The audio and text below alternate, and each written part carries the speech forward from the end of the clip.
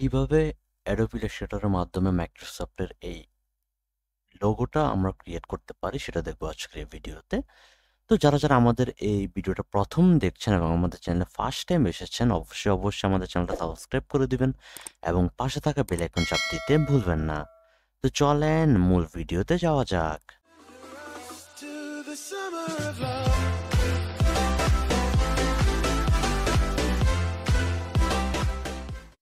তো আমরা আফটার ইফেক্টে চলে যাই। আফটার ইফেক্টে আসার পর হচ্ছে যে আমাদেরকে একটা আর্টবোর্ড ক্রিয়েট করতে হবে। আর্টবোর্ড ক্রিয়েট করার জন্য আমরা এই ক্রিয়েট নিউতে ক্লিক করব এবং যে কোনো সাইজের আমরা একটা আর্টবোর্ড ক্রিয়েট করে নিব। তো আপাতত র্যান্ডমলি আমরা হচ্ছে যে A4 সাইজের একটা আর্টবোর্ড ক্রিয়েট করে নিচ্ছি। A4 সাইজ সিলেক্ট করে ওরিয়েন্টেশনটা হচ্ছে পোর্ট্রেট মোডে রেখে একটা আর্টবোর্ড ক্রিয়েট করে আমরা ক্রিয়েটে ক্লিক করলাম। ক্রিয়েটে ক্লিক করার পরে দেখবেন যে একটা আর্টবোর্ড কিন্তু ক্রিয়েট হয়ে গিয়েছে। তো আমরা চাইলে হচ্ছে উইন্ডো থেকে আমাদের ওয়ার্ক স্পেসটা ঠিক করে নিতে পারি। এসেনশিয়াল ক্লাসিক্স অথবা এসেনশিয়াল যেকোনো একটা দিলেই হয়। ক্লিক করে হচ্ছে যে আমরা উইন্ডোর যে ওয়ার্ক স্পেসটা আছে সেটা আমরা ক্রিয়েট করে নিলাম বা আমাদের এটা রিসেট করে নিলাম। অথবা আমরা চাইলে ম্যানুয়ালি উইন্ডো থেকে ওয়ার্ক স্পেসে গিয়ে হচ্ছে যে রিসেট এসেনশিয়াল ক্লাসিকে দিয়ে আমরা এই এসেনশিয়ালটা হচ্ছে রিসেট করে নিতে পারি। তো এখন আমাদেরকে যেটা করতে হবে সেটা হচ্ছে আমাদেরকে একটা রেক্টেঙ্গুলার শেপ নিতে হবে। তো আমরা হচ্ছে এই যে আমাদের যে রেক্টেঙ্গুলার শেপটা আছে আমরা হচ্ছে যে সেটাকে সিলেক্ট করে নিচ্ছি। তো আমরা আপনাদের সুবিধার্থে হচ্ছে এটা একটু জুম করে নিলাম। এই যে রেক্টেঙ্গুলার এই শেপটাকে হচ্ছে যে আমরা নিব।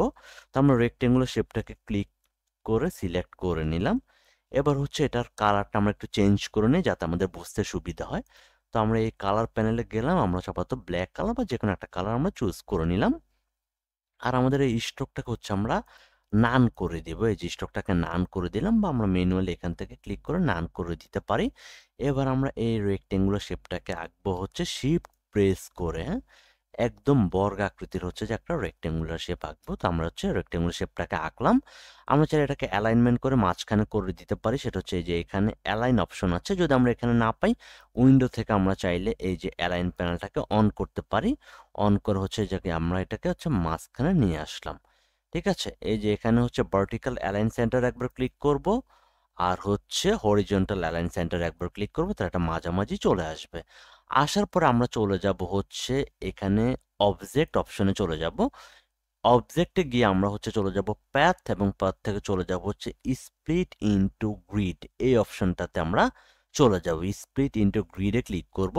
ক্লিক করার পরে আমাদের সামনে এরকম একটা প্যানেল আসবে। এই প্যানেলে আসার পরে আমাদেরকে যেটা করতে হবে সেটা হচ্ছে যে আমাদের এই যে রোজের নাম্বারটাকে হচ্ছে বাড়িয়ে দিতে হবে। কারণ আমাদের এখানে টোটাল হচ্ছে ৪ টা ঘর হবে। ঠিক আছে? এই যে আমরা যদি একটু ছবিটা দেখি, দেখলে দেখতে পারবো এখানে টোটাল ৪ টা ঘর আছে। মানে ৪ টা বর্গাকৃতি আছে। তো ৪ টা বর্গাকৃতির জন্য আমাদের টোটাল ২ টা মাঝখানে হচ্ছে ডিভাইড করতে হবে। তো ২ টা ডিভাইডের জন্য আমরা হচ্ছে যে এখানে এই রোজ হচ্ছে যে এখানে ২ টা দিব এবং হচ্ছে কলাম এখানে ২ টা দিব। ঠিক আছে?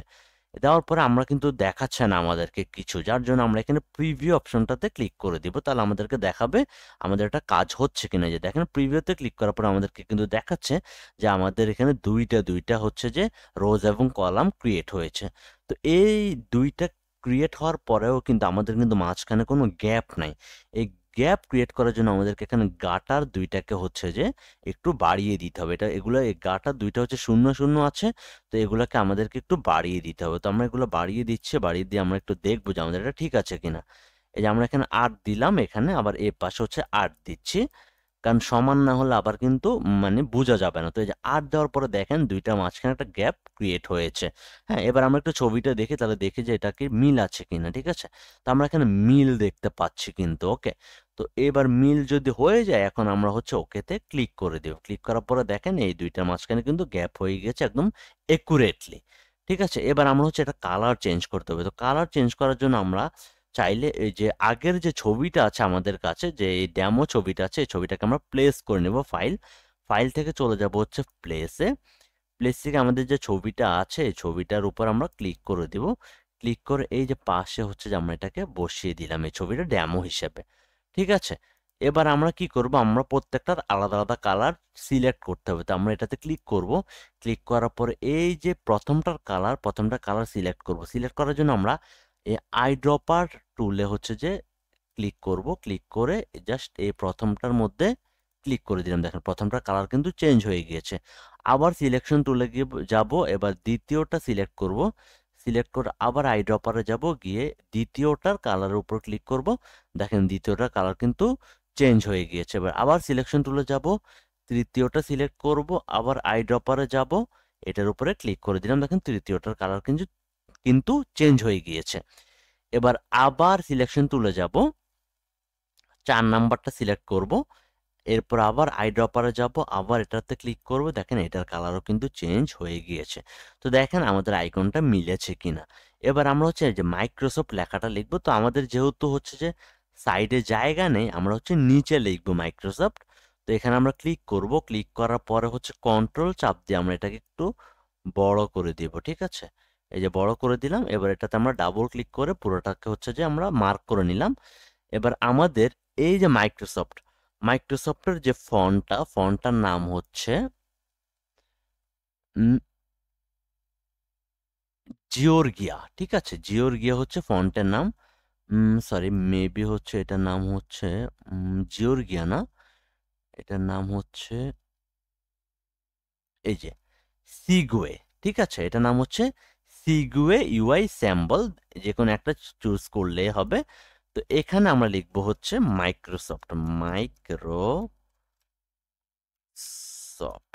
ঠিক আছে, এই যে মাইক্রোসফট, এই যে আমরা এটা এখানে লিখে দিলাম। ওকে, এটা একটু আমরা চাইলে বোল্ড করে দিতে পারি, এই বোল্ড, অথবা হচ্ছে যে যেটার সাথে মিল খায়, এই যে এটা আমরা হচ্ছে সিমি বোল্ড অথবা ইতালিক, যেটার সাথে মিলে আমরা এটা ক্লিক করে দিলাম, ঠিক আছে। এই যে দেখেন আমাদের আইকনটা, এটাকে আমরা ধরে এখানে নিয়ে আসলাম মাইক্রোসফট। যদি এটা একটু স্লিম মনে হয়, আমরা আবার ক্লিক করে চাইলে এটাকে আমরা চেঞ্জ করে দিতে পারি, ঠিক আছে, যেটা পারফেক্ট মনে হয়।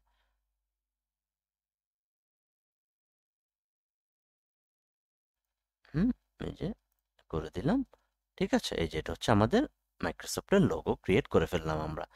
তো আজকের ভিডিওটা এ পর্যন্তই। আপনারা যদি চান এটা সেভ করতে, তাহলে হচ্ছে যে ফাইলে চলে যাবেন, ফাইল থেকে হচ্ছে যে এক্সপোর্ট, এক্সপোর্ট থেকে এক্সপোর্ট অ্যাজ, এখান থেকে হচ্ছে যে এই যে জেপিজি থেকে আমরা পিএনজি ক্লিক করব, ঠিক আছে। কোনো লোগো যদি আমরা সেভ করতে চাই, আমরা সেটা পিএনজিতে সেভ করব। এরপর হচ্ছে যে এখানে আর্টবোর্ডটা ক্লিক করে দিব, এরপর ডেস্কটপ যেখানে সেভ করতে চাই, এখানে হচ্ছে যে যে কোনো একটা নাম দিয়ে হচ্ছে যে এই এক্সপোর্টে ক্লিক করে দিব। ক্লিক করে রেজুলেশন থাকবে হাই 300 পিপিআই। এরপর হচ্ছে এই অ্যান্টি অ্যালাইজিং থাকবে হচ্ছে টাইপ অপটিমাইজেশন। এরপর ব্যাকগ্রাউন্ড কালারটা থাকবে ট্রান্সপারেন্ট, ঠিক আছে, হোয়াইট দিলে কিন্তু ব্যাকগ্রাউন্ড কালার চলে আসবে। সো আমরা এটা ট্রান্সপারেন্ট রাখবো, যেহেতু ট্রান্সপারেন্ট রাখবো যেহেতু এটা একটা লোগো। তো এরপর ট্রান্সপারেন্ট রেখে আমরা ওকেতে ক্লিক করে দিব। এরপর আমাদের ছবিটা কিন্তু সেভ হয়ে যাবে, যেমন দেখাচ্ছে আমাদের এই যে ছবিটা কিন্তু সেভ হয়ে গেছে, এটা কিন্তু এখন কোনো ব্যাকগ্রাউন্ড নাই। তো এভাবে হচ্ছে যে আমরা একটা লোগো ক্রিয়েট করতে পারি এবং সেভ করতে পারি। তো আজকের ভিডিওটা এই পর্যন্তই। ভিডিওটা কেমন লেগেছে অবশ্যই কমেন্ট করে জানাবেন। আর আমাদের চ্যানেলে যদি নতুন হয়ে থাকেন, তাহলে আমাদের চ্যানেলটা সাবস্ক্রাইব করে দিবেন এবং পাশে থাকা বেল আইকন চাপ দিতে ভুলবেন না। পরবর্তীতে কোন ভিডিওর উপর পরবর্তীতে কোন টপিকের উপর আমরা ভিডিও ক্রিয়েট করতে পারি, সেটা অবশ্যই কমেন্ট করে জানাবেন। তো সবাই ভালো থাকবেন, সুস্থ থাকবেন। আল্লাহ হাফেজ।